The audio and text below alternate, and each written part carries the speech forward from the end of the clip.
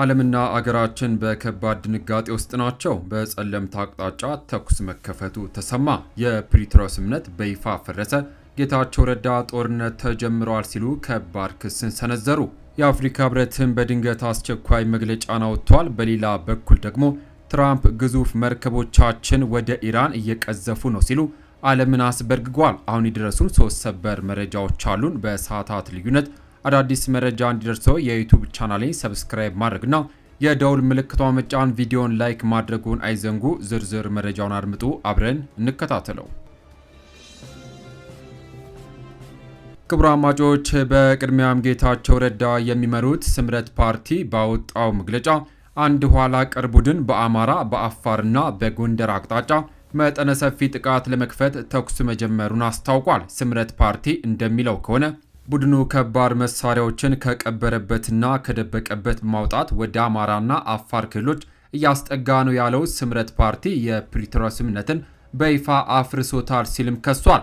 ከህዝባዊ ወያኔ ሓርነት ትግራይ ህወሓት ተነጥለው በወጡ ከፍተኛ የቀድሞ የትግራይ አመራሮች የተመሰረተው ስምረት ይህንን መግለጫ ያወጣው የመከላከያ ሰራዊትና የትግራይ ኃይሎች ግጭት ውስጥ መግባታቸው ከተዘገበ በኋላ ነው። የዜና ወኪሎቹ ኤኤፍፒና ሮይተርስ የአማራና የትግራይ ክልሎች በይገባኛል በሚወዛገቡበት ጸለምት አካባቢ በኢትዮጵያ መንግስትና በትግራይ ኃይሎች መካከል ግጭት መካሄዱን የደህንነትና የዲፕሎማቲክ ምንጮችን በመጥቀስ ዘግቧል። ስምረት ሐሙስ ጥር 21 2018 ዓ.ም ባወጣው መግለጫ ጸለምት ላይ ግጭት መካሄዱን ጠቁሟል። ተቋሚው ፓርቲ በአካባቢው ለተካሄደው ወታደራዊ እንቅስቃሴ ተጠያቂ ያደረገው ኋላ ቀርና የወንጀል ቡድን ሲል የጠራውን አካል ነው። የፓርቲው ፕሬዝዳንት የሆኑት አቶ ጌታቸው ከዚህ ቀደም ባደረጓቸው ንግግሮች አጋሮቻቸው የነበሩትን የህወሓት አመራሮች በዚህ ስያሜ ሲጠሩም ቆይቷል። ፓርቲው በመግለጫው ይህ ቡድን የፕሪቶሪያን የሰላም ስምምነት በመጣስ የህዝባችንን ደህንነት ወደ አደጋ የሚከት የጦርነት ዘመቻ ጀምሯልን ብሏል። ቡድኑ ይህን እያደረገ ያለው የግዛት አንድነትና የተፈናቃዮችን ጉዳይ በምክንያትነት በማንሳት እንደሆነ በመጥቀስም ወቅሷል። ይህ ቡድን ከሻዕቢያ የተሰጠውን ተልዕኮ በመቀበል ለትግራይ ግዛታዊ አንድነት ምንም ትርጉም የሌለው እስከ አፋር ክልልና ጎንደር የሚያካልል መጠነ ሰፊ ጥቃት ለማካሄድ ዝግጅቶቹን ጨርሶ ለህዝቡ በቅጡ ሳይናገር የኃይል እንቅስቃሴና ተኩስ እያደረገ ነው ብሏል። ቀደም ብሎ የቀበራቸውና የደበቃቸው ከባድ መሳሪያዎችን ከቀበረበትና ከደበቀበት በማውጣት ወደ አማራና አፋር ክልሎች እያስጠጋ ይገኛል ሲልም ከሷል። ይህ ወታደራዊ እንቅስቃሴ እየተከናወነ ያለው ህግና ስርዓትን በመርገጥ እንዲሁም የፕሪቶሪያውን ውል ሙሉ በሙሉ በማፍረስ እንደሆነ በመግለጫው ላይ አስፍሯል። ቡድኑ ይህን የዘፈቀድ ጦርነት እየመራ ያለው ከሻዕቢያ ስርዓት ጋር ተሰልፎ ነው ሲልም ከሷል። ስምረት በተጎዱ የትግራይ ሰራዊት አባላት ስም በማመካኘት ገንዘብ ሲሰበስብና ሁለገብ ዝግጅት ሲያካሂድ ነበር ሲልም ቡድኑ ወንጅሏል። በዚህ ሳምንት በጸለምት አቅጣጫ የጀመረውን ጦርነት ጫሪነት የድሃ ልጆች ሆኑ ወጣቶች የጥይት ራት አድርጎ ታሪክ ይቅር የማይለው ስህተት ሲፈጽም ታይቷል ሲልም በአማራና በትግራይ አዋሳኝ አካባቢ ወታደራዊ እንቅስቃሴ እንደነበርም አመልክቷል። የትግራይ የግዛት ወሰን ማስከበርና የተፈናቃዮችን ደህንነት በጠበቀ መንገድ መመለስ አስፈላጊ መሆኑን የጠቀሰው ስምረት ይህ ግን በሰላማዊና በህጋዊ መንገድ በፕሪቶሪያ ውል መሰረት የሚፈጸም እንጂ በጦርነትና በጦርነት ዛቻ የሚመለስ አይደለም ሲልም አቋሙን አሳውቋል። ዓለም አቀፉ ማህበረሰብ የፕሪቶሪያ ስምምነት እንዲፈጽም ሁለንተናዊ ጫና እንዲያሳድር እንዲሁም የቡድን ከትግራይ ህዝብ ጫንቃ ላይ እንዲወርድ እንዲተባበር ጥሪ አቅርቧል። የትግራይ ህዝብ የተካሄደ ያለው አደገኛ የውጭ ኃይሎቹ ጦርነት በጥብቅ እንዲያወግዝ እንዲሁም ሰራዊት ውስጥ ያሉ ልጆቹን እንዲመክር ጠይቋል። ባለፉት ቀናት በፌዴራል መንግስትም ሆነ በትግራይ ኃይሎች መካከል ግጭቶች መካሄዳቸውን የሚጠቁሙ መረጃዎች ቢወጡም እስካሁን ድረስ በሁለቱም በኩል የተሰጠ ይፋዊ ማረጋገጫም ሆነ ማብራሪያ የለም። ዘገባው የቢቢሲ ነው። ከዚሁ መረጃ ሳንወጣ የአፍሪካ ህብረት ኮሚሽን ሊቀመንበር መሐመድ አሊ የሱፍ የፌዴራል መንግስትና የህዝባዊ ወያኔ ሓርነት ትግራይ ህወሓት በክልሉ ያለው ሁኔታ ለማባባስ በከፍተኛ ሁኔታ እንዲታቀቡ ጠየቀ። በትግራይ ክልል አካባቢዎች የተስተዋሉ ያሉት ሰሞነኛ ክስተቶች እጅግ እንዳሳሰቧቸው ሊቀመንበሩ ገልጸዋል። የህብረቱ ሊቀመንበር መሐሙድ አሊ የሱፍ ይህንን ያሉት የዳግመኛ ግጭት ስጋት እያየለ የመጣበትን የፌዴራል መንግስትና የትግራይ ኃይሎች መካረን አስመልክተው ዛሬ አርብ ጥር 22 2018 ዓ.ም ባወጡት መግለጫ ነው።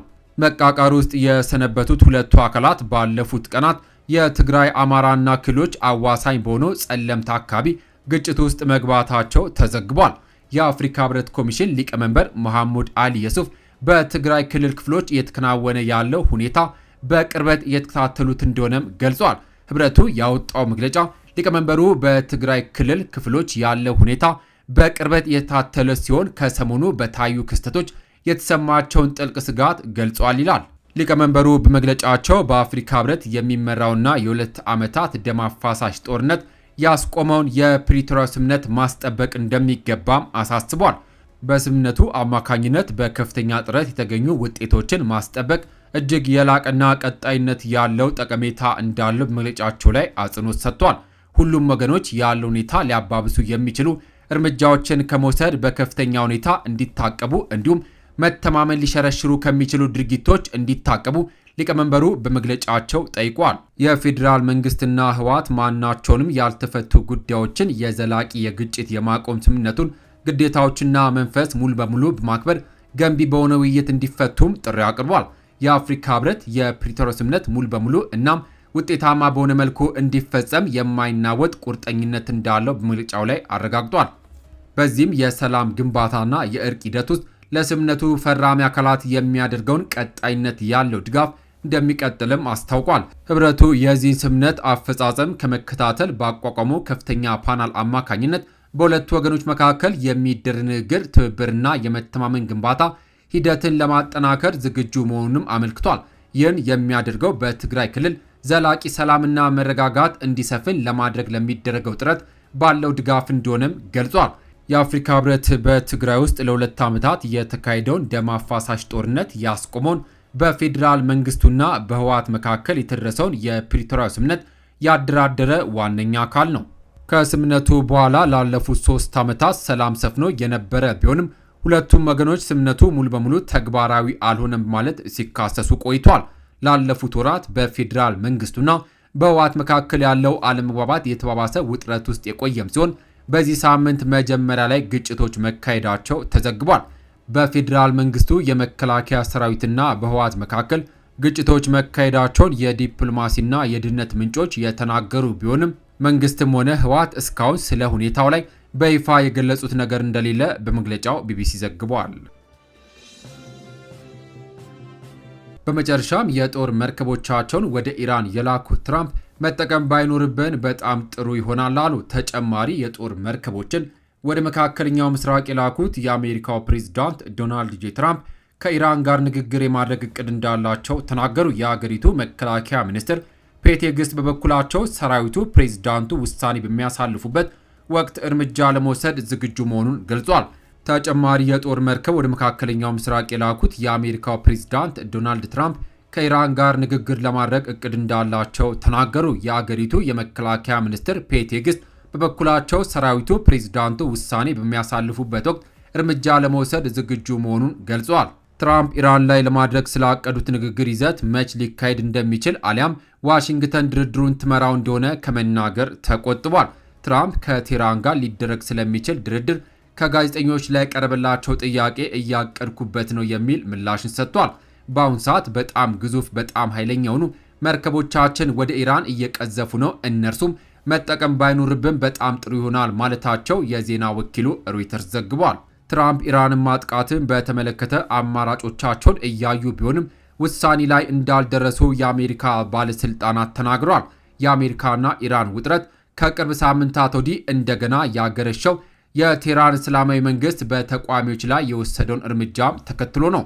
የአሜሪካው ፕሬዝዳንት ኢራን ተቋሚዎችን መግደሏን የምትቀጥል ከሆነ እርምጃ እንደሚወስዱ ሲዝቱ ቆይቷል። በኢኮኖሚ መላሸቅና ፖለቲካ አፈና ምክንያት በመላው አገሪቱ የተነሳው ተቋሞ ባለፉት ቀናት ረግቧል።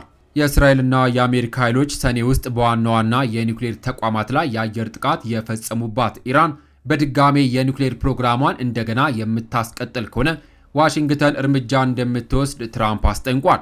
ለሰሞኑ ደግሞ ከፍተኛ የአሜሪካ ጦር በቀጠናው ተሰባስቧል። የአሜሪካ መከላከያ ሚኒስትር ሄግስት የኢራን ሁኔታ በተመለከተ አስተያየት እንዲሰጡ በትራምፕ ጥያቄ ቀርቦላቸው ነበር። የትራምፕ አስተዳደር የመከላከያ ሚኒስትርን ስያሜ ይፋዊ ባልሆነ መንገድ የጦርነት ሚኒስትር ብሎ መቀየሩን ያስታወቁት ሄግስት የኒውክሌር አቅም ሊኖራቸው አይገባም፣ ፕሬዝዳንቱ ከጦርነት ሚኒስትሩ የሚጠብቁትን ማንኛውም ነገር ለማቅረብ ዝግጁ ነን ሲሉም ተናግረዋል።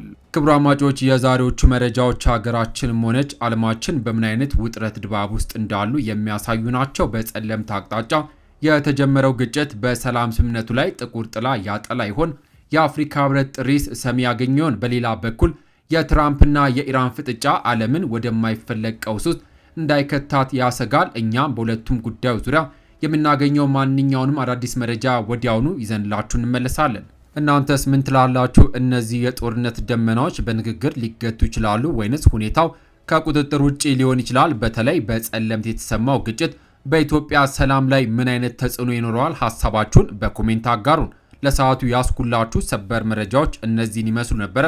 ከሰዓታት በኋላ በሌሎች በአዲስ መረጃ እስከምንገናኝ በያልንበት የዓለም ዳርቻ ቸር እንቆይ።